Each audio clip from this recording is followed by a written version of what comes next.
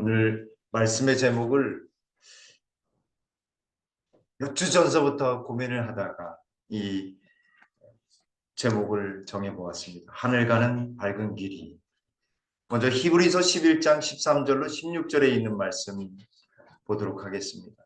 이 사람들은 다 믿음을 따라 죽었으며 약속을 받지 못하였으되 그것들을 멀리서 보고 환영하며 또 땅에서는 외국인과 나그네임을 증언하였으니 그들이 이같이 말하는 것은 자기들이 본향 찾는 자임을 나타냅니다. 그들이 나온 바 본향을 생각하더라면 돌아갈 기회가 있으려니와 그들이 이제는 더 나은 본향을 사모하니 곧 하늘에 있는 것이라. 이러므로 하나님이 그들의 하나님이라 일컬음을 받으심을 부끄러워하지 아니하시고 그들을 위하여 한 성을 예비하셨느니라. 빌립보서 3장 20절에 있는 말씀입니다.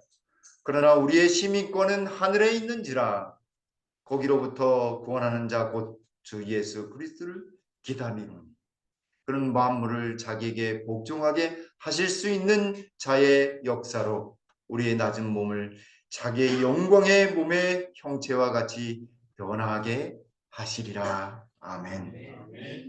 지난주 우리가 대전도의 말씀의 잔치를 하였습니다. 그리고 일요일 날 우리가 선교 여행을 다녀왔습니다. 어디로 다녀왔죠? 아침고요 성목원에 다녀왔습니다. 입구에서 찍은 사진입니다.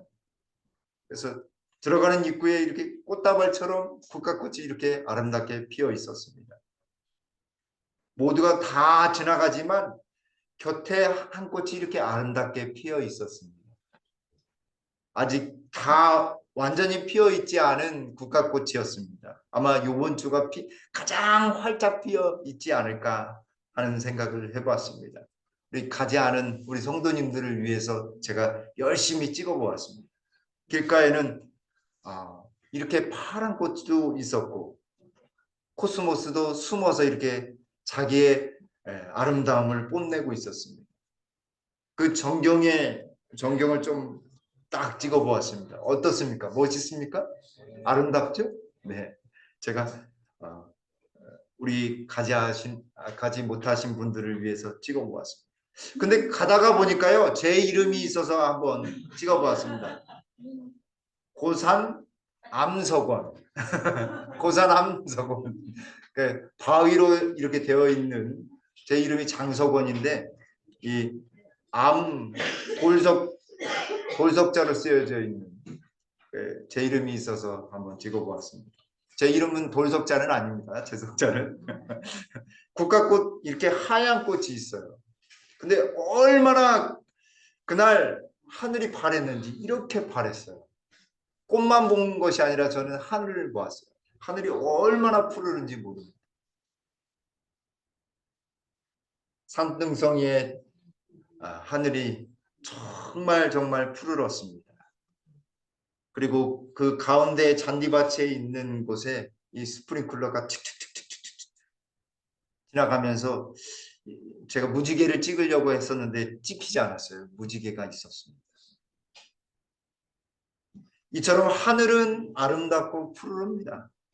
오늘의 말씀의 제목의 주제도 하늘입니다. 하늘은 석양에 비춰지는 노을진 모습도 아름답습니다. 근데 하늘이 이렇게 아름답기만 한 것이 아니라 공기도 치고 우리와 함께 우르르 콱콱 납니다. 한여름에는 어때요? 눈앞이 보이지 않을 정도로 비가 그렇게 많이 내렸습니다. 하늘은 이처럼 우리가 접근하지 못할 어떤 영역인 것 같습니다. 그래서 인간들은 언제나 하늘을 동경했고 숭배해 왔습니다. 하늘은 아름다운 것만 있는 것이 아니라 이처럼 비도 내리고 우레도 내리고 공기가 치고 우르르 쾅쾅 하면서 주변이가 무서워 하면서 무서움도 있는 것입니다. 성경은 하늘을 샤마임이라고 합니다. 하늘들. 그래서 첫 번째 하늘은 우리 우리가 살아가고 있는 이 지구의 대기권을 첫 번째 하늘입니다. 두 번째 하늘은 하늘의 전체 별과 태양이 있는 그 우주, 그것이 바로 두 번째 하늘입니다.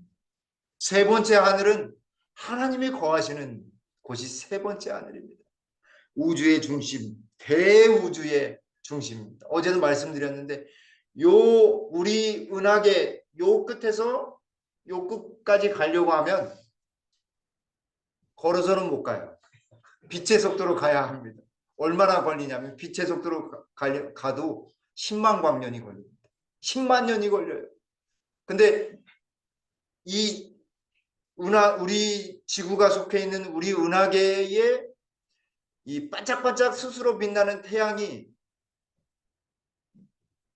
얼마나 있냐면 이 1000억 개가 있다라고 생각합니다. 근데 이 1000억 개가 우리 은하계가 또 1000억 개가 되면 이 은하들이 1000억 개가 있으면 이 은하군이 됩니다. 그리고 이 은하군이 또 크게 있으면 은하단이 되고 그 은하단이 모여서 무엇이 되냐면 대우주가 되는 거죠. 얼마나 많아? 별이 얼마나 많겠어요?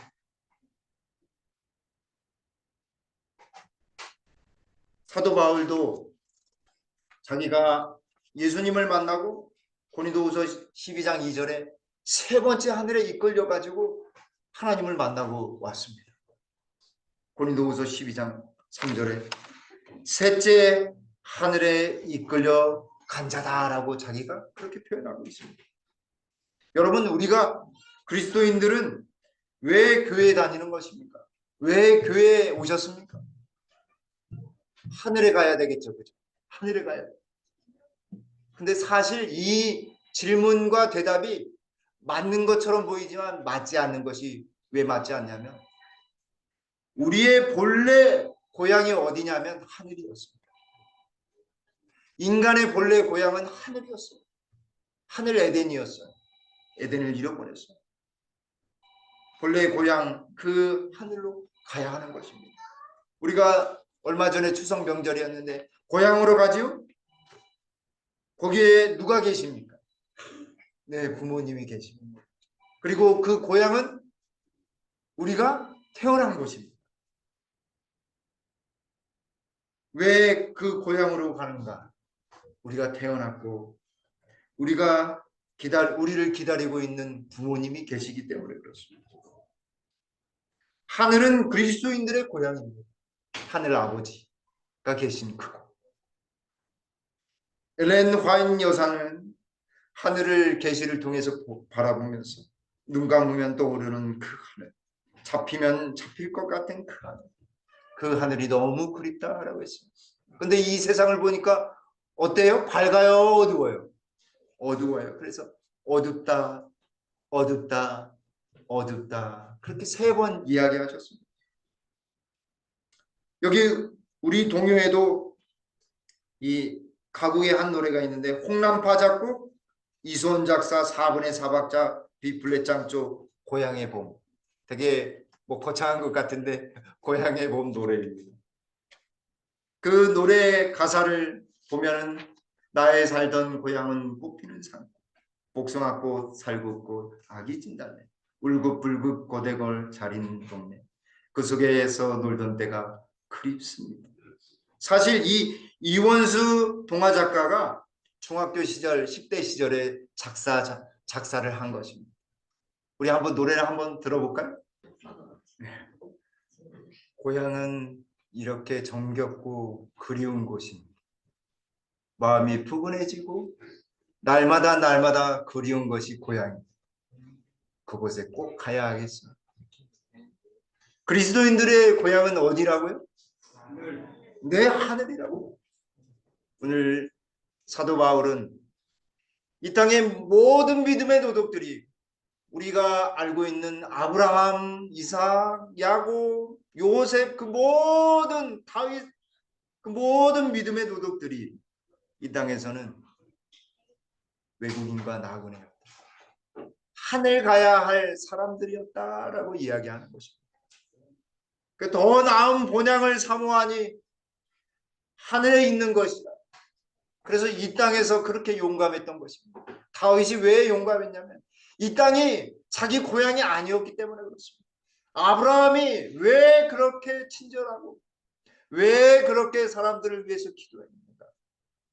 이 땅이 자기 고향이 아니었기 때문에 그렇습니다. 하나님 백성으로서 하늘 백성으로서 살아가기 위해서 오직 한 길, 그 방향을 향해 나아갔던 것입니다. 삶의 방향이 다른 것입니다. 그리스도인들은 삶의 방향이 다른 사람들입니다. 여기 윤동주 시인의 서시 있습니다. 서시입니다. 1941년 11월 20일에 자기 방 안에서 창작한 시입니다. 나중에 죽고 난 다음에 1948년 하늘과 바람과 별과 시라고 하는 시편의 머리 시입니다.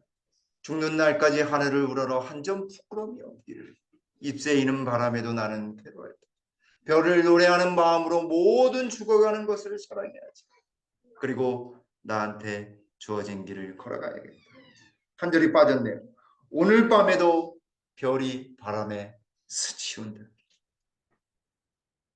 윤동주 시인은 하늘을 우러름을 통해서 자기를 성찰하고 나라 잃은 서름과 자신의 형편,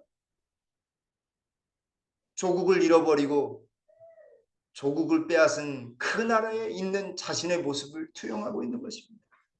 하늘을 우러러 한 점 부끄러움이 없기를. 얼마나 그 괴로움이 심했는지 잎새에 이는 그 인맥 속에 바람이 막 지나가는 것처럼 그 괴로움을 표현하고 있는 것입니다. 여기 스데반은 사도행전 7장 55절에 스데반이 성령 충만하여 하늘을 우러러 주목하여 하나님의 영광과 및 예수께서 하나님 우편에 서신 것을 보고라고 했습니다. 마지막 죽는 순간, 절대절명의 그 죽음의 순간, 그는 그를 죽이려고 하는 사람의 모습을 본 것이 아니라, 돌을 본 것이 아니라, 날아오는 돌을 본 것이 아니라 어디를 봤어요? 하늘을 보았습니다. 자신을 공격하는 사람들의 얼굴을 본 것이 아니라 하늘을 봤어요. 그래서 그의 모습이 어떤 모습이었어요? 어떤 모습? 네, 천사와 같은 모습이었다라고 했습니다. 어디를 보았을까요? 하늘을 보았는데 하나님의 영광의 보좌 우편, 누가 계신 것을 보았어요? 예수 그리스도를 본 것입니다. 예수님이 앉아 계셨어요. 하나님 우편 보좌에 앉아 있다가 스데반이 그 공격당하는 모습, 그 안타까운 모습을 보시면서 벌떡 일어나신 모습을 본 것입니다. 히브리서 12장 2절에 믿음의 주요 또 온전하게 하시는 이인 누구를 바라보자? 예수를 바라보자. 이 땅의 고통과 소름과 시련, 우리가 어떻게 참아야 할까? 그때 누구를 바라봐야 하냐면 예수 그리스도를 바라봐야 하는 것입니다. 그는 그 앞에 있는 그 기쁨을 위하여 십자가를 참으사 부끄러움을 개의치 아니하시던 예수님이요, 십자가상에서 벌거벗겨 돌아가셨습니다. 피투성이가 돼서 너덜너덜한 몸, 피가 철철 그 몸을 가지고 그곳에 서 계셨습니다. 그 수치 그대로 보여주시면서 서 계셨습니다. 그것을 참으신 목적은 하나님 보좌 우편에 서시기 위해, 우리를 위해 중보 사역을 위해서 서신 것이었습니다. 여러분, 우리가 하늘 향해 나가게 되길 간절히 바랍니다. 아멘. 여러분들은 하늘 백성입니다. 그래서 사도 바울은 여기 빌립보서 3장 20절에 오직 우리의 시민권은 어디에 있는지라? 하늘에 있는지라. 제가 20대 마렵에 미국에 유학을 가려고 비자를 받기 위해서 얼마나 준비를 많이 했냐면 3개월을 준비를 했어요. 근데 유학 가려고 준비했는데 거기에 재정 보증이 꼭 들어가야 되거든요. 그래서 다시 돌아오겠다라고 하는 보증이 딱 재정 보증이 되어 있어요. 근데 그 비자를 신청하는 대행업체가 그것을 놓쳐버린 거예요. 그때 당시에는 한 번 리젝 당하면, 한 번 거절 당하면 3년 동안 제출도 못했을 때였습니다. 지금은 그렇지 않은데. 근데 제가 거절을 당하고 유학을 가지 못했습니다. 야, 하늘이 무너지는 것 같겠어요. 하나님의 뜻이 어디 있는지 도무지 하나님을 원망할 수밖에 없었습니다. 그때 어디를 바라봐야 했을까요? 하늘을 바라봐야 했던 것입니다. 그래서 이렇게 하나님께 기도했습니다. 예수님, 그래도 예수님의 뜻이 계셨을 것이라 생각합니다. 하나님께서 꼭 인도해 주십시오. 저를 포기하지 마시고, 저는 포기할 마음도 있지만 하나님은 저를 포기하지 않으시죠. 저를 꼭 인도해 주십시오. 한 나라의 시민이 된다는 것은 한 나라의 주권을 가진다라고 하는 것입니다. 나라의 구성 요소가 무엇이죠? 영토, 국민 주권입니다. 우리의 시민권은 하늘에 있는지라. 우리는 하늘의 주권을 가진 백성들입니다. 그 나라, 하늘은 이 땅의 고통과 시련과 아픔, 모든 것이 없어지는, 죽음조차도 없는 정말 행복하고 기쁨이 있는 하늘인 것입니다. 지금 얼마나 힘드십니까? 얼마나 이게 나이가 들수록 얼마나 몸이 아프십니까? 그러나 하늘은 그 아픔 다 없어지는 그곳입니다. 원망도 없어지고 미움도 없어지고 수고도 없고 눈물도 없는 그곳입니다. 그곳에 예수님이 계십니다. 우리 모두가 그곳에 가게 되기를 간절히 바랍니다. 예수님 없는 신앙은 그리스도교가 아닙니다. 예수님 바라보는 신앙이 바로 그리스도교입니다. 오직 그리스도가 우리의 삶의 중심이요, 그분의 뜻이 우리의 삶의 지표가 되는 하늘을 향해 가는 그리스도입니다. 그래서 여기 시대의 소망 347쪽에 뭐라고 말씀하십니까? 그리스도에 관하여 믿는 것으로는 충분하지 않다. 우리가 지식적으로 믿는 것은 이 단계이긴 하지만 그것만으로 되지 않는다 이 말입니다. 여기 그러면서 말씀하시기를 우리는 그리스도를 참으로 믿어야 한다. 누구를 믿어야 돼요? 그리스도를 믿어야 하는 것입니다. 예수님을 믿어요. 우리에게 유익을 주는 유일한 믿음은 곧 그리스도를 개인의 구주로 믿는 것, 곧 그리스도의 공로를 우리들 자신의 것으로 삼는 믿음이다라고 하는 것입니다. 아, 예수님이 나를 사랑하시고 내가 꼭 하늘 그곳에 가야 하겠어.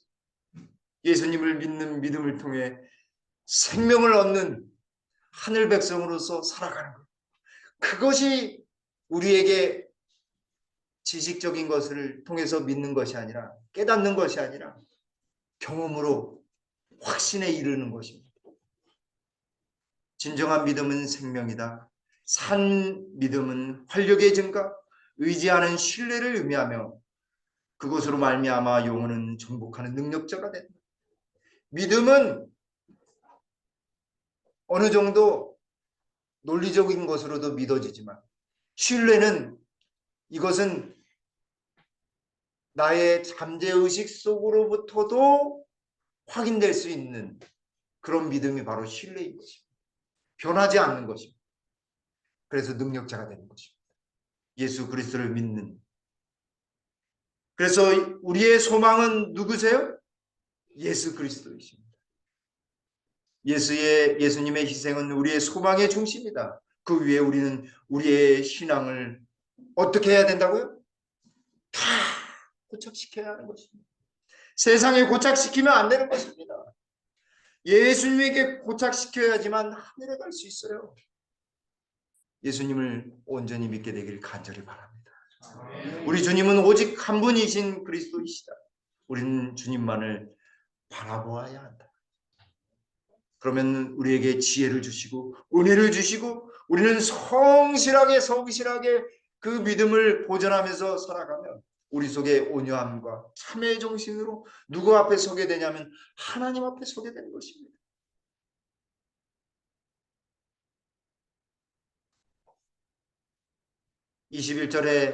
빌립보서 3장 21절에 그가 만물을 자기에게 복종하게 하실 수 있는 자의 역사로 우리의 낮은 몸을 자기의 영광의 몸의 형체와 같이 변하게 하시리라. 우리가 하늘 가야 되는데 지금 이 상태를 안 됩니다. 좀 더 거룩하게, 좀 더 예수님처럼 예수님의 마음으로 변화돼야 합니다. 그러면 어떻게 해야 될까요? 진리를 통하여 성화된 이들은 이라고 말씀하셨습니다. 진리를 통해 하나님의 말씀을 통해 변화되어야 하는 것입니다. 그래서 우리가 교과 공부를 하고 말씀을 듣고 말씀을 읽고 기도하는 것입니다.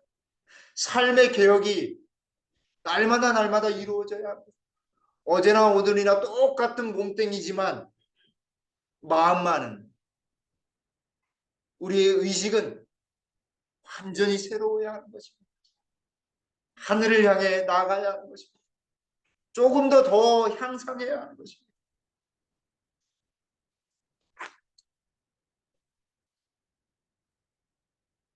여기 제가 가끔씩 용기가 없을 때 꼭 읽는 말씀 중에 하나인데 선지자왕 731쪽에 순례자 동지들이여 우리는 아직 세상 일의 그늘과 소요 속에 살고 있으나 머지않아 우리 구주께서 구원과 안식을 주시려고 나타나실 것이다. 우리는 믿음으로 하나님의 손으로 묘사된 복된 내세를 바라보자. 세상의 죄악을 위하여 죽으신 그리스도께서는 당신을 믿는 모든 사람에게 낙원의 문을 활짝 열어 놓으셨다. 여러분 천상병 시인은 이 귀천이라고 하는 시를 통해서 하늘로 돌아가야 됨을 이야기하는데 물론 그는 도가적인 관점에서 이 시를 썼습니다. 그러나 저는 도가적인 관점이 아니고 예수님 관점으로 바라보기를 원합니다. 나 하늘로 돌아가리라. 새벽비 와 닿으며 쓰러지는 이슬 더불어 손에 손을 잡고 나 하늘로 돌아가리라. 노을빛 함께 단둘이서 기슭에서 돌다가 구름 손짓하며 나 하늘로 돌아가리라. 아름다운 이 세상 소풍 끝나는 날 가서 아름다웠더라고 말하리라. 저는 한 예화를 통해 말씀을 드리려고 합니다. 조금 길지만 다 하려고 합니다. 1963년 10월 19일 토요일 석간신문에 그날 새벽 일어난 일가족 6명을 도끼로 살인한 살인사건이 사회면 톱기사로 실렸습니다. 사건인즉 19일 아침 강원도 인제군 남면 오론리 195번지에 병기대대장 중령 일가족 5명과 식모 1명 그래서 6명이 도끼와 칼에 찔려 시체로 발견된 사건이었습니다. 진범이 누군지 알아보았지만 수사는 오리무중이었습니다. 하지만 얼마 후 경찰이 좁혀서 범인의 이름이 고재봉이었습니다. 여러분 고재봉 아시죠? 그 경찰의 수사망을 피해 고재봉은 강원도에서 서울까지 왔습니다. 뛰는 놈 위에 나는 수사관이 있기에 범행 한 달여 만에 범인 고재봉이 잡히고 말았습니다. 고재봉은 체포 즉시 동대문 경찰서에 연행되어서 간단한 조서를 받고 육군 헌병대에 임기되어서 그날 밤 철야로의 신문을 받고 범행 동기를 털어놓았습니다. 고재봉은 전임 대대장 박중령에게 원한을 갖고 있었으므로 그를 죽이려고 그의 집에 찾아가서 죽였는데 그는 떠나고 다른 이중령이 새로 부임해 완 것을 모르고 그 사람을 가족들을 일가족을 죽인 것이었습니다. 고재봉이 박중령을 죽이기로 결심한 것은 1964년 9월 초순이었습니다. 병기 대대장이었던 이 박중령이 고재봉이 훔친 물건, 군화, 고기, 그리고 동태 2마리, 고작 950원. 950원 훔쳤다고 6개월을 복역하게 만들었습니다. 원한이 사무쳤습니다. 그는 꼭 기대하여 전역하면 그에게 복수하리라 라고 했습니다. 그리고 64년 9월 1일 소속 부대를 이탈하여서 박중령이 사는 집으로 향했습니다. 그리고 범행을 시작했습니다. 피를 보자 이성을 잃었습니다. 불이 꺼진 방 안에 살아있는 사람은 모두 죽였습니다. 그리고 5일 후 신문을 통해 고재봉이 한 그 사건이 보도되었던 것입니다. 고재봉이 죽이려 했던 이 박중령이 아니라 얼마 후 새로 부임한 이중령이 그곳에 부임하여 일가족이 무참히 살인당한 것입니다. 불안과 초조 속에 끝없는 도주를 하다가 한 달여 만에 고재봉은 잡히고 말았습니다. 그는 어린 시절에 불우한 환경 속에서 자라났고 내성적인 청년이었습니다.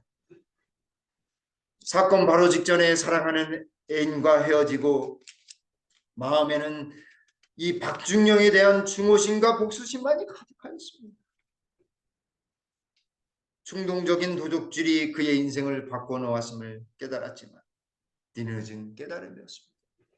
체포 후에 감기 어린 행동으로 모두 다 죽여버리겠다고 이야기하면서 발악했습니다. 포악한 행동을 했습니다. 순수히 범행을 시인하고 자포자기한 상태에서 누이를 만났습니다. 누이와 만나 참의 눈물을 흘렸습니다. 너는 그런 아이가 아니었잖아. 그리고 함께 기도했습니다. 약해진 마음을 추스리고 감옥에서 난폭하게 굴었습니다. 그럴 때마다 악몽에 시달렸습니다. 그곳에서 그는 죄수들도 무서워하는 존재가 되었습니다. 일가족 6명을 도끼로 죽인 살인마.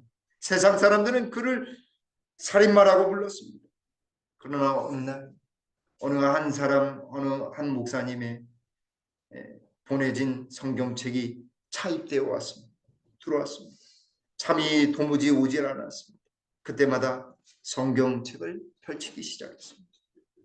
성경을 읽기 시작하니 죽은 이중령 가족에 대한 미안한 마음과 속죄의 마음이 가득하였습니다. 이윽고 재판이 열렸고 재판장은 검찰의 구형처럼 사형을 언도했습니다. 그는 사형수가 된 것입니다. 마음은 담담했습니다. 그래, 무고한 이중령을 죽였으니 나는 사형당해도 싸지. 사형수로 확정된 고재봉은 전국 각지에 편지가 날아들어왔습니다. 대부분 욕설이었고 어린아이들은 그에게 살인마 아저씨라고 부르며 아저씨가 무서워요. 아저씨는 너무너무 무서워요 하는 편지를 보내왔습니다. 그리고 다음으로는 죄를 회개하고 예수님을 믿으라는 목사님들의 편지가 많이 있었습니다. 고재봉은 자살을 막기 위해 그를 철저히 감시하는 감시원들의 눈 속에 있었습니다. 광폭한 행동으로 교도소의 폭권으로 고재봉은 군림하였습니다. 그를 보기만 해도 두려운 초범 죄수들은 오줌을 쌀 정도로 그렇게 무서워했습니다. 그러나 마음속엔 고재봉의 마음속엔 여전히 공허함이 가득했습니다. 남몰래 보던 성경책도 이젠 거의 보지 않았습니다. 그러나 마음속에 계속해서 울림이 있었습니다. 성경책을 펼쳐라 라고 하는 울림이 이르르자 성경을 다시 펼쳤습니다. 주기도문을 몇 번이고 되풀이해서 읽었습니다. 우리가 우리에게 죄 지은 자를 사해 준 것 같이 우리 죄를 사하여 주옵시고. 내내 보니 한 생각이 떠올랐습니다. 그래, 박중령은 주기도문을 알고 있었을 텐데 왜 나를 용서하지 못했을까? 왜 쫓아와서까지 엄벌을 해서 내가 이 지경이 되게 만들었을까? 정작 용서받아야 할 이중령 가족은 죽고 없는데 어떡한단 말인가? 오늘날 성경을 읽다가 고재봉은 소리 없이 울기 시작했어요. 이중령에 대한 마음이, 그 가족에 대한 마음, 미안한 마음이 들었습니다. 그리고 마태복음, 마가복음, 누가복음, 요한복음을 읽다가 나 같은 죄인도 살 수 있단 말인가? 나를 구원하기 위해 하나님이신 분이 이 땅에 오셔서 십자가에 죽으셨단 말인가? 고재봉은 버려둔 성경책 속에 자신의 이야기가 있음을 알게 되었습니다. 잃어버린 자 하나를 구원하기 위해 이 땅에 오신 예수님의 약속을 믿게 됐던 것입니다. 하늘을 품게 된 것입니다. 하늘을 향해 나아가는 것입니다. 고재복은 성경을 펴들고 창세기서부터 요한계시록을 다 읽고 또 읽었습니다. 평생 못 읽은 성경을 밤낮 없이 읽었습니다. 그 속에서 구원과 사랑을 발견했습니다. 드디어 감방에서 전도를 하기 시작했습니다. 2월에 사지찬 그 감방 속에 새벽종이 들리기 시작하면 젊은 제수들에게 위협을 섞으며 전도를 하기 시작했습니다. 야 임마, 너 내 이웃을 내 몸과 같이 사랑해봤어? 무슨 말씀인지. 임마, 무슨 말이긴? 내 이웃을 내 몸과 같이 사랑하는 예수님 말씀 말이야. 들어보긴 했지만 그걸 모르니까 네가 이 교도소에 온 거야. 머리를 긁죠. 임마 잔소리 말고 예수 믿어. 알았지? 믿을 거야 안 믿을 거야? 내가 누군지 알지? 믿어야죠. 임마 젊은 놈이 성경책도 보지 않고 예수도 믿지 않으니까 이런 데를 오지. 믿을게요. 대답만 해놓고 믿지 않아 봐라.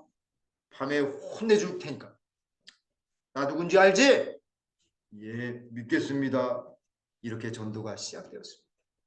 전도를 위해 방을 옮겨달라는 요청이 날마다 이어졌고 살고 싶은 마음도 버리고 주님만 바라보며 하늘을 향해 하늘을 소개했습니다. 음식 하나도 감사했고 작은 미소에도 감사했고 교도관의 따뜻한 말에도 감사했습니다. 오직 전도 그리고 말씀이었습니다. 드디어 교도소 소장이 사형수 5,000번 고재봉의 사형 집행일이 3월 10일 결정되었음을 통보받았습니다. 사형 집행날 유검사가 고재봉을 면회했습니다. 유검사는 변화된 고재봉의 모습을 보았습니다. 환한 미소, 하늘을 향해 환한 미소를 하고 있는 고재봉의 얼굴을 보게 된 것입니다. 10분이 늦은 7시 10분에 자리에 일어나서 평소처럼 예배를 드렸습니다. 목적건 찬미를 부르고 하늘을 향해 기도하였습니다. 그리고 예배를 주기도문으로 마쳤습니다. 예배는 은혜스럽게 마쳤습니다. 고재봉도 평소와 다름없이 예배를 드렸지만 마음 한구석에 오늘이 그날인가 보다 라고 하는 확신이 들게 되었습니다. 모든 사람의 눈물을 글썽였습니다. 안녕히 계십시오. 울지 마십시오. 여러분 하늘에서 봅시다. 하늘 오실 준비하시기 바랍니다. 성경을 매일 읽으십시오. 기도에 충실하십시오. 고재봉은 죽음을 예감하고 마지막 예배를 드렸습니다. 기도를 하고 성경을 읽고 찬송을 부르며 성경과 찬송가를 젊은 제수에게 물려주며 구원을 확신하기 바랍니다. 나중에 그 젊은 사형수는 안구까지 기중에 화제가 되었다고 합니다. 이제 집행장으로 끌려가게 됩니다. 고재봉은 그 집행인에게 예수님을 믿으십시오. 반드시 축복이 될 것입니다. 저는 예수님을 통해 하늘을 소유하였습니다. 마지막 기도는 그저 감사였습니다. 끔찍한 죄인을 당신의 아들로 받아준 예수님, 전도할 수 있는 기회를 주신 것, 구원의 확신을 가질 수 있었던 것, 모든 것이 감사와 축복이었습니다. 집행관이 시계를 보았습니다. 오후 3시였습니다. 총을 쏘아야 할 시각이었습니다. 마지막으로 소원이 있는가? 찬송을 부르다 죽고 싶습니다. 제가 찬송을 부르며 웃을 때 쏘아주시기 바랍니다. 그게 전부인가? 네. 불러도 좋습니다. 고재봉이 찬송을 부르기 시작했습니다. 사수들이 오른손을 들어 방아쇠를 당길 준비를 하였습니다. 고재봉은 가사 하나 틀리지 않고 찬송을 목소리 높여 불렀습니다. 그런데 웃는 것이 아니라 계속 눈물이 흐르는 것입니다. 집행관은 사수들에게 손을 내리라고 쏘라고 할 수도 없었습니다. 하늘 가는 밝은 길이 내 앞에 있습니다. 슬픈 일을 많이 보고 늘 보세요. 하늘 영광 밝음이 어둠군을 해치니 예수 공로 의지하여 항상 빛을 보도다. 내가 걱정하는 일이 세상에 많은 중 속에 근심밖에 걱정 늘 시험하여 예수 보배로운 피 모든 것을 이기니 예수 공로 의지하여 항상 이기리로다. 내가 천성 바라보고 가까이 왔어. 아버지의 영광집에 가실만 믿어. 나는 부족하여도 영접하실 터이 영광나라 계시니까 우리 예수 시로다. 찬미가 맞춰지자 고재봉의 얼굴에 환한 평안함의 웃음이 미소가 가득하였습니다. 드디어 지팡간의 손이 떨어지고 동시에 큰 총성이 울렸습니다. 고재봉의 고개가 아래로 떨어졌습니다. 헌병들이 달아나 사형대에 묶인 고재봉의 몸을 풀어주었습니다. 그제서야 자유의 몸이 된 것입니다. 군의관이 가까이 갔습니다. 고재봉의 죽음을 확인했습니다. 사랑하는 여러분, 우리 모두는 하늘에 가야 될 사람들입니다. 우리는 하늘에 가야만 하는 사람들입니다. 이 땅에서 힘들고 어렵고 고통받고 마음 아팠던 그 모든 것을 해결할 유일한 방법은 하늘에 가는 것뿐입니다.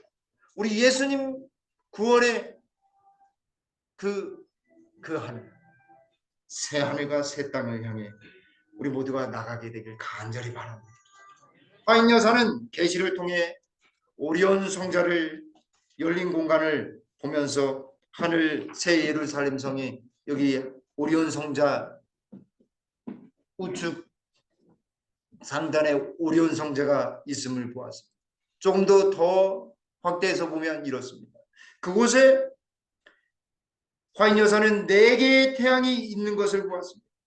그리고 그 하늘 예루살렘 성이 내려올 것이다 라고 했습니다. 최근에 천문학자는 1990년 4월 허블 망원경으로 이 오리온 성자에 4개의 태양이 있다는 사실을 과학적으로 밝혀낸 것입니다.